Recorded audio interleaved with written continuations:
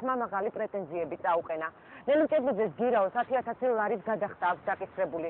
ამ თანხის გადაუხსნელობის შემთხვევაში მას 6 თებერვალს დაიჭერენ.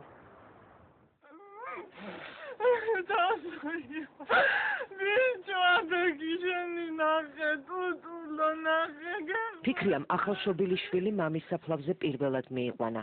აგვისტოში, როცა სენაკის მეორე ქვეითი ბრიგადის საშტაბო ასეულის ჯარისკაცი თამას ნიკიტინი ცხინვალთან დაიღუპა, მისი მეუღლე ფეხმძიმეთ იყო. ახლა პატარა საბასთან და დედამთილთან ერთად საფლავზე მივიდა, სადაც მათ ნათესავები და მეზობლები დახვდნენ.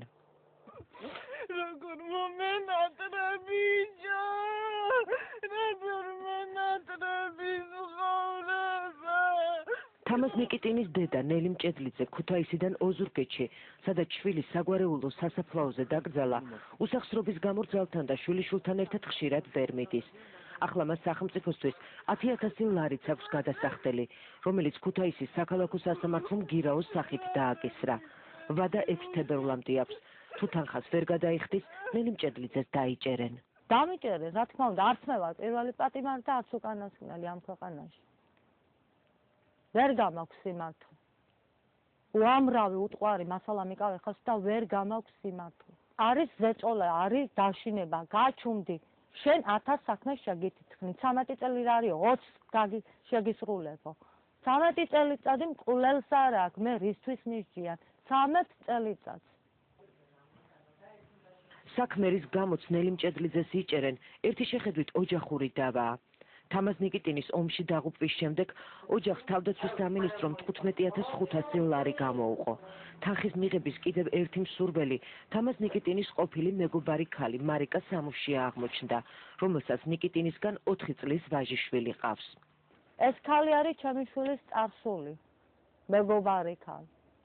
იმას არავით არის მორალური და ფიზიკური უფლება ჩემ ოჯახზე არ გააჩნია. ის მისი არავინ არ იყო, მას არავინ არ მოკვდენია. იმისთვის რომ თანხა ოჯახს მიეღო, ნელი მჭედლიძეს ნოტარიულად გაფორმებული დოკუმენტი ჭირდებოდა, რომელშიც გარდაცვლილი ჯარისკაცის ყოფილი მეგობარი ქალი თანხაზე უარს ნებაყოფლობით იტყოდა. ნოტარიუსთან ასეთი ჩანაწერი გაკეთდა, მაგრამ სიტუაცია მას შემდეგ გართულდა, რაც 22 წლის მარიკა სამუშიამ პროკურატურაში განაცხადა, რომ ნოტარიუსთან მისი ხელმოწერა გაყალბებული იყო. საქმე ნელი მჭედლიძის წინააღმდეგ ჯგუფურად თაღლითობისა და დოკუმენტების გაყალბების მუხლით აღიძრა. შაბათის დღეს გამოუტანიათ ფული. მე სადახავე ბავშვის ფული გატანილი არისო. როგორც კი გავიგე ეს ამბავი, მე შევიტანე მას პროკურატურაში განცხადება. მე ვიტყო ბავშვის წელს, გეგისი რაც არის ნახევარს, იმ თანხის ნახევარს, თანხის ნახევარი, როგორც ეს არის თამაზიშვილი, ის ბავშვის თამაზიშვილია. თავისთავად თანხის ნახევარი გადაეცემა იმას, ახლა მაგის ჩემი გადასაწყვეტი არ არის. ამ საქმეში არსებობს რამდენიმე საინტერესო დეტალი. პირველი, ჯგუფურად თაღლითობაში სავარაუდოდ თავად ნელი მჭედლიძე, მისი ნათესავი ქალი და ნოტარიუსი უნდა იგულისხმებოდნენ, თუმცა ბრალი მხოლოდ ნელი მჭედლიძეს აქვს დაყენებული. დანარჩენები მოწმის სახით დაიკითხნენ. ნოტარიუსი დავით ხიმშიაშვილი, რომლის სანოტარო ბიუროც ქუთაისში აღმაშენებლის გამზირზე მდებარეობს, კომენტარს არ აკეთებს. ნელი მჭედლიძის ადვოკატმა ნოტარიუსის ჩვენება მხოლოდ ზეპირი გადმოცემით იცის. ნოტარიუსის გამარტებით მე ჩვენება არ მინახია ჯერჯერობით, აქ დაწელი უხარცხადება ქსელვასაძე დაღებაზე, მას უბრალოდ ამ ქალბატონის შვილი გარდამეცვალაო ასეთი გამოძიების ზეპის სიტყველი გამარტება. ამ მასიო რა ქვია, ომშიო და ფოტოს ასლაფოტო რა წიდება სახავ და არ მივახციეს ყურადღება ამ მისი დულარობის გამო რა. სატელევიზიო კომენტარს არც გამომძიებელი გია ხარატიშვილი აკეთებს და შინაგან საქმეთა სამინისტროს პრესსამსახურისგან ნებართვის აღებას გთხოვს.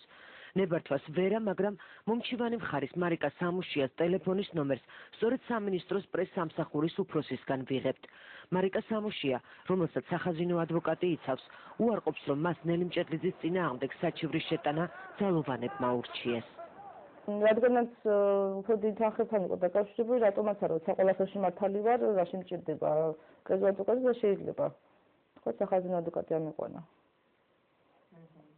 ახლა პროკურატურა არავინ არ ფსვაში არაუბრ. სამუშია იმასაც გვიყვება, რომ თანხის არსებობის შესახებ პირველად მას ქუთაისის მერიიდან ტელეფონით აცნობეს, მაგრამ კითხვაზე, რატომ დაუკავშირდნენ მაინც და მაინც მას მერიიდან, როცა ის რეგისტრირებულ ქორწინებაში გარდაცვლილთან არ იმყოფებოდა და წლებია არანაირი ურთიერთობა არ ჰქონია, ვერ პასუხობს. საიდან იცოდნენ მაგი მართლა არ ვიცი, მაგრამ გიორგიზე ეგონათ რომ მეწორემ მკითხენ მე იქ რომ თუ ხარ თუ რეგისტრირებული ქორწინებაში მოთხარი არა და მიტოვაც გამოუწიათ ის ფული. არ შეიძლება არ ვიცი ხახა ვინა და როგორ საიდან გაიგეს, მაგი მართლა არ ვიცი მაგამბავი, მაგრამ მაყაყოსმა ხო დარეკეს. ომში დაღუპული ნიკიტინის დედის საქმე პირველად საჯაროდ ადვოკატმა და მოძრაობა ერთიანი საქართველოსთვის ერთ-ერთმა ლიდერმა ეკა ბესელიამ გაახმაურა. მისთვის როგორც ადვოკატისთვის ამ საქმეში ბევრი რამაა კითხვის ნიშნის ქვეშ. როცა ლაპარაკია რომ ადამიანმა ჩაედინა ჯგუფური დანაშაული სხვა პირებთან ერთად, ის სხვა პირები უნდა იყოს დადგენილი და მათ მიმართაც უნდა დადგეს მასში სისხლის სამართლის პასუხისმგებლობა. აქ ნოტარიუსი არის ძალიან უცნაურ მდგომარეობაში, იმიტომ რომ სანოტარო აქტი გაფორმდა და ჩანაწერი გაკეთდა და ნოტარიუსის პასუხისმგებლობის საკითხი უნდა დადგეს. მეორეს მხრივ, ვინ არის ის პირები, ვინც მონაწილეობდა ჯგუფურად ამ ქმედებაში? სად არიან ეს პირები, რატო არ არიან ისინი მასში პასუხისმგებლობაში მიცემული, თუ ეს მართლაც ესეა. მეორეს მხრივ, რომ დაუშვათ ერთი წუთით, რომ არასწორი ჩანაწერი გაკეთდა სანოტარო აქტში. ესეც არ არის თაღლითობა. არასწორი ჩანაწერი ან თავისთავად დოკუმენტი გაყავდა. ეს არის ამინისტირებული უკვე ბოლო ამინისტიით, ეს მუხრი თავისთავად რატომ აქვს დადგენილი, ესეც გაუგებარია. ესეც რომ ყოფილიყო, აქ თაღლითობაზე საუბარი სრულიად წარმოუდგენელია. ეს არ არის თაღლითობის შემადგენლობა არანაირად. ოჯახის კუთვნილ თანხაზეა ლაპარაკი. იქ დედა აიღებს ამ თანხას, შვილი თუ მეუღლე, ეს მათ ერთმანეთში უნდა გაარკვიონ. ეს არ არის პროკურატურის ქვემდებარე საქმე. კითხვაზე რატომ დევნიან ნელი მჭედლიძეს პასუხი თავად ბრალდებულს აქვს.